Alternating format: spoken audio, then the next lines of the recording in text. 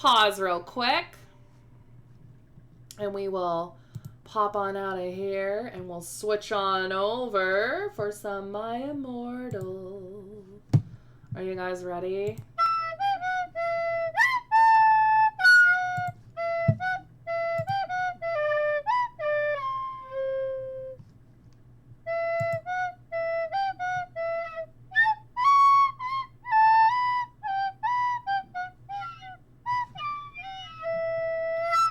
All right, for anyone new that might have just turned in, so we're doing one of our redemptions right now, which is My Immortal, where you're going in and reading some terrible fan fiction that I did not write. It is a well-known one on the internet called My Immortal. But yes, we are going to be reading it. I sit kind of close to the camera. Hi, hello, because I can't see. So I sit like this so I can read it. I'm not doing a recap of it. There's too much at this point. There's too much of it at this point. So I'm not going to be doing the thingy of the recap. But yeah, if you want to know the other things, they are on they're on my YouTube channel. Also, hello, Godchild. Welcome to the stream. You shouldn't have double audio. Does anybody else have double audio? I hope not. Mine is fine for me, so I hope that that's not a thing that's been happening the whole time. I'll wait a moment and just see if anybody else does. But welcome to the stream. I hope you're having a good day. Now it's fixed. Okay, perfect. All right, so let's get into this. We are on Chapter 11. I'm reading it phonetically. If it's spelled wrong, I'm going to read it the incorrect way that it is. So, Mr. Dan, here is your redemption of My Immortal. Chapter 11, author's note. I said to stop flamming up, preps. See if this chapter is stupid.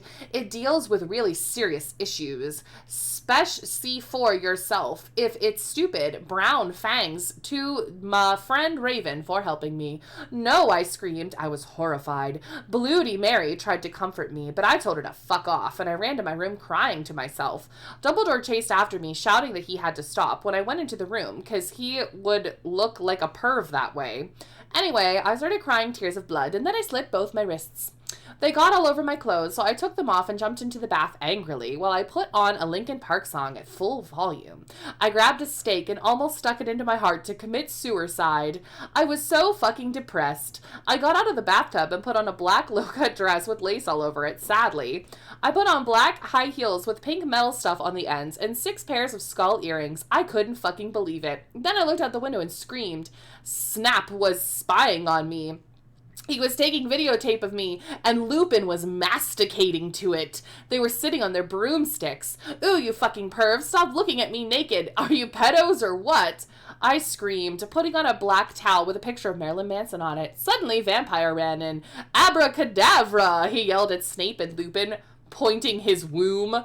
I took my gun and shot Snape and Lupin a gazillion times, and then they started screaming and the camera broke. Suddenly, Dumbledore ran in. Ebony! It has been revealed that someone has... No! He shouted, looking at Snape and Lupin, and then he waved his wand, and suddenly Hagrid ran outside on his broom and said, Everyone, we need to talk. You know what, Hagrid? You're just a little Hogwarts student.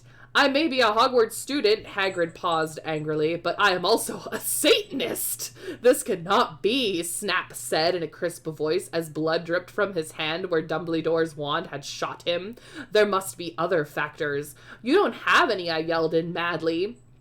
Lupin held up the camera triumphantly. The lens may be ruined, but the tape is still there. I felt faint, more than I normally do, like how it feels when you don't drink enough blood. Why are you doing this? Lupin said angrily while he rubbed his dirty hands on his cloak. And then I heard the words that I had heard before, but not from him. I did not know whether to feel shocked or happy, or bite him and drink his blood because I felt faint. Because, Hagrid said as he paused in the air dramatically, waving his wand in the air, then swooped, he in singing to the tune of a gothic version of a song by 50 Cent. Because you're gothic? Snap asked in a little frayed voice. Because he was afraid, it meant he was connected to Satan. Because I love her. That's the end of chapter 11. What the fuck is happening? Masticating means chewing, by the way, right? All right, and then we do 2 chapters when somebody redeems us. So here's chapter 12. Author's note. Stop flamming, okay? Hagrid is a pedo, too. A lot of people in American schools are like that. I wanted to address a issue. How do you know Snap ain't Christian? Plus, Hagrid isn't really in love with Ebony. That was Cedric, okay? Sure. I was about to slit my wrists again with the silver knife that Draco had given me in case anything happened to him. He told me to use it valiantly against an enemy, but I knew that we must both go together. No, I thought it was hair grid. It was vampire, he started to scream. Oh my fucking god, no, my scar hurts. And then his eyes rolled up and I could see his red, white eyes. I stopped. How did you know? I saw it, and my scar turned back into the lightning bolt.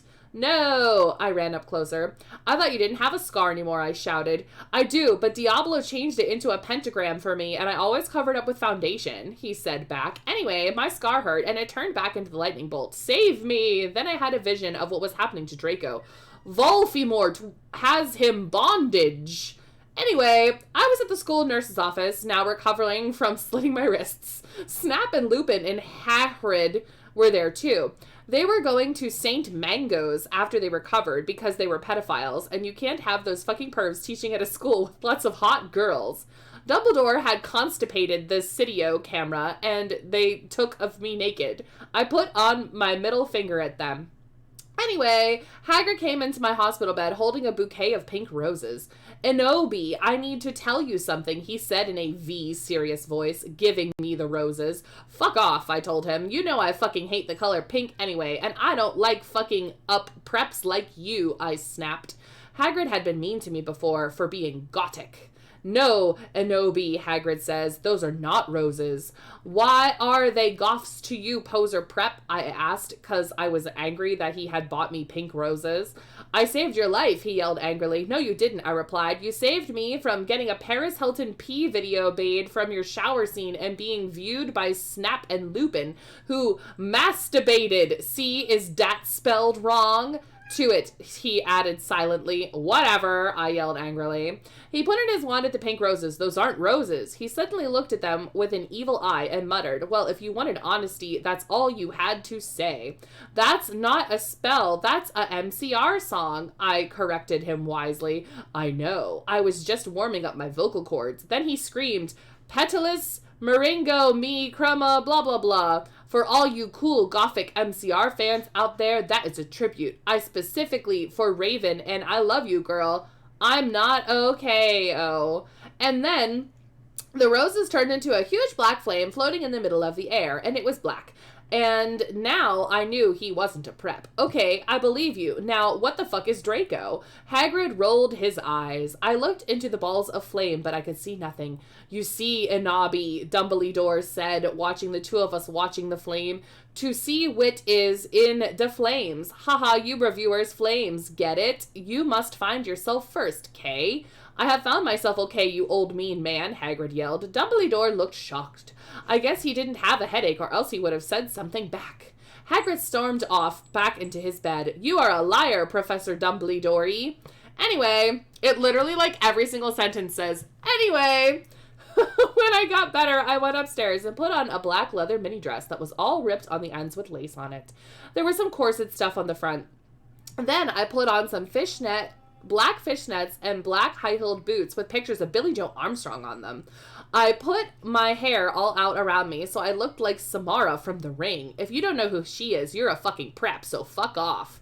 And I put blood red lipstick on, black eyeliner, and black lip gloss. You look so kawaii, girl, Baludi Mary said sadly. Fangs, you do too, I said sadly too. I was still upset.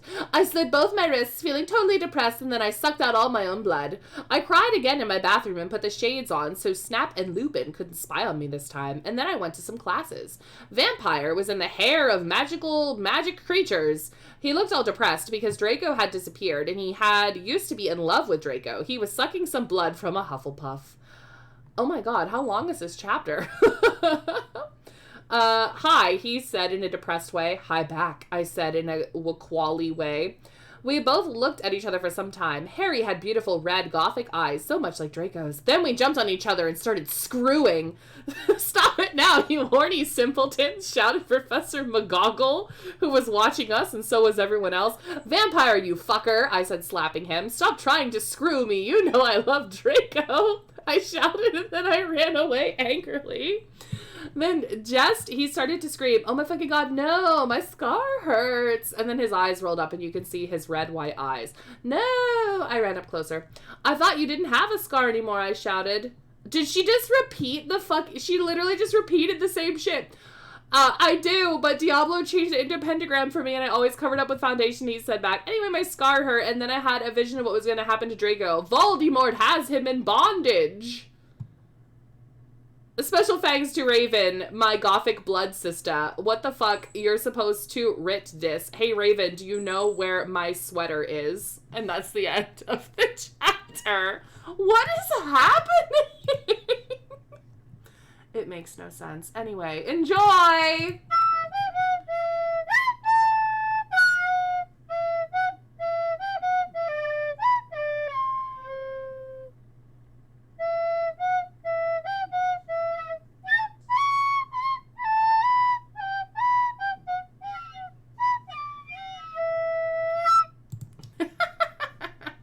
You just made the list! That's the end of that for now.